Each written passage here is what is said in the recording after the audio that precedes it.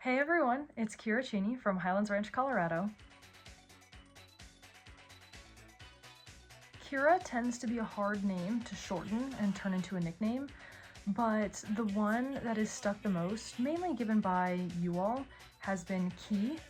I keep joking that we are a one-syllable team, so 2 syllables is too many, and so I think this is really like the first team that I've been on that's shortened my name to anything, and it's Key. I have one sister. Her name is Cambria. She's 23. She'll be 24 this year. She just graduated from CU Boulder in 2024, and her first job is out in Philadelphia, actually, so it's been super fun having her out there. And she's also the person who got me into volleyball in the first place. She was a setter the whole time she played, and I think that's the reason that for the first 3 years I played, I was also a setter. I was about 10 and I was setting from about 10 to 13. 7th grade I set, 8th grade and 9th grade I was a middle actually, and I played a little bit on the right side when they needed me to. And then sophomore and junior year I was an outside, and then senior year I went back and I was our 5-1 setter, which was fun to get to set again. But once I started playing club when I was 13, I was a 6 rotation outside for all of my club seasons through 18s. And then freshman year here at Haverford, I was an outside. And then due to a back injury this past season, I was playing libero for us. I'm not really a superstitious person, so I don't really have any pre-match rituals. I have a lot of things that I need to do pre-match to make sure my body is right and ready, like heating, rolling, stretching, doing some physical therapy, making sure I'm nice and warmed up before we get going. But other than that, I think it's really just braiding some teammates' hair, making sure I'm in the right mental headspace, and I think just making sure that everything's prepped and in order and ready to go that I need before we play. My go-to pump-up songs are really anything that I feel like just make me feel very confident and strong and powerful.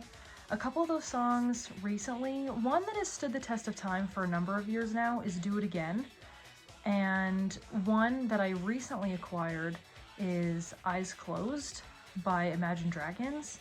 I like that one a lot. And probably Sports Car by Tate McRae. I feel like all of those are just very you got this, confidence type of songs. So, and with high beat and a lot of movement, I guess, as far as a song goes. So I guess those would be some of my pump up songs.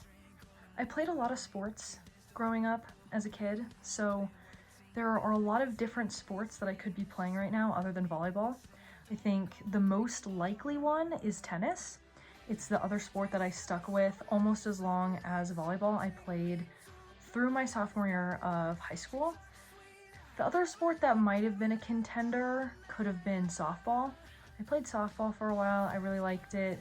I also feel like, just because of my height and because every high school coach was obsessed with it, potentially basketball, but most likely I would be playing tennis. I am an English major with a minor in visual studies. I want to be a screenwriter director and work in the film industry, so working towards that. And I also want to do the creative writing concentration. If I could live anywhere in the world, I don't know. It's a tough question. I love Colorado. I was born and raised here, so I've lived here my whole life. So I really enjoy Colorado. I love the mountains.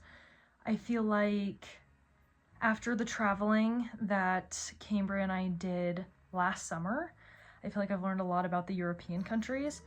Out of those, I feel like London was the one that I felt like seemed like the most livable, like I could actually live there. I intend to go to Wellington, New Zealand for study abroad this upcoming spring, so who knows, maybe that'll be the place that I will then say is where I would live if I could live anywhere in the world. Guys, this is such a hard question. I don't know who my favorite athlete of all time is. I feel like recently I've really been getting into women's basketball, so I feel like Caitlin Clark and Paige Beckers and Asia Wilson are all really good options and honorable mentions. I feel like I watch a lot of tennis. I love tennis. So recently, Carlos Alcaraz and Yannick Sinner have been really good options.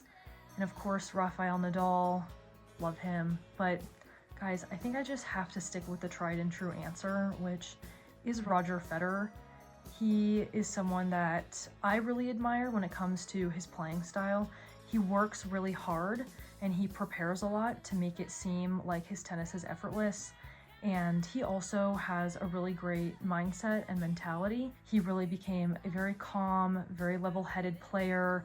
Just based on his face and his reaction, you would never be able to tell if he just won the point or lost. And so I think he's someone that I've kind of modeled a bit after as far as it goes in composure and mentality. So I think I gotta stick with Roger Federer. A typical day or week in the life for me is coaching tennis. I get up in the morning at 6:45 and I'm at the courts by 7:45. I usually coach from 8 to 12 in the mornings, Monday through Thursday. And then in the evenings, I work at California Pizza Kitchen as a server.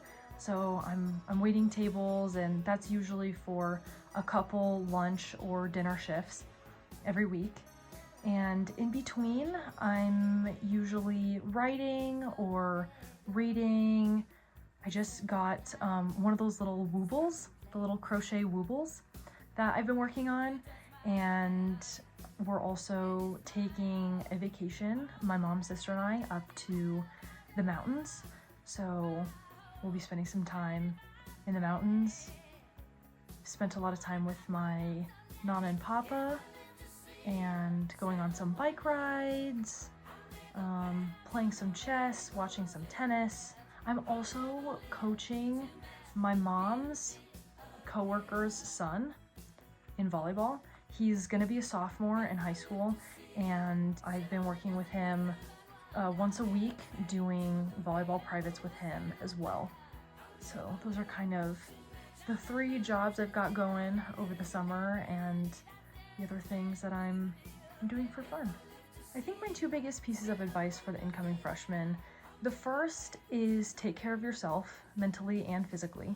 We've got a lot of great resources in the trainers and the training room, so if you ever don't know what you should be doing, talk to them, talk to any of us on the team. I've unfortunately gotten very familiar with the training room and what you should be doing to be taking care of your body. So, you know, use those resources and really look out for your physical health and also look out for your mental health. I had to start scheduling time to guiltlessly watch movies, read for fun, just lay on the floor and listen to music. Like, scheduling specific time to take care of yourself mentally is also very important. So look out for yourself and what's best for you, and don't be afraid to set those boundaries with yourself or with others. And my second biggest piece of advice is to have a mindset of reframing things and adjusting.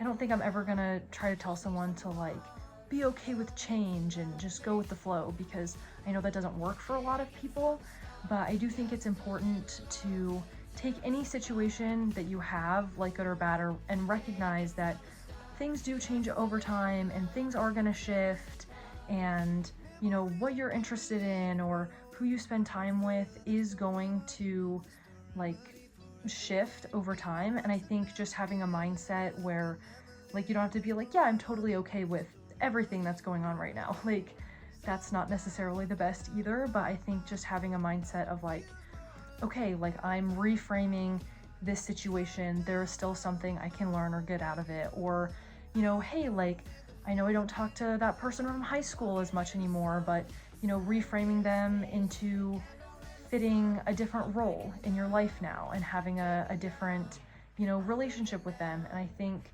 all of those things are going to end up being okay in the long run. And I think just having a mindset of adjusting and reframing those situations so there's still something you can learn and something positive, or at the very least like constructive, that you can get out of it is going to be very helpful. So I would say those are my 2 biggest pieces of advice. Keep a reframing mindset and take care of yourself.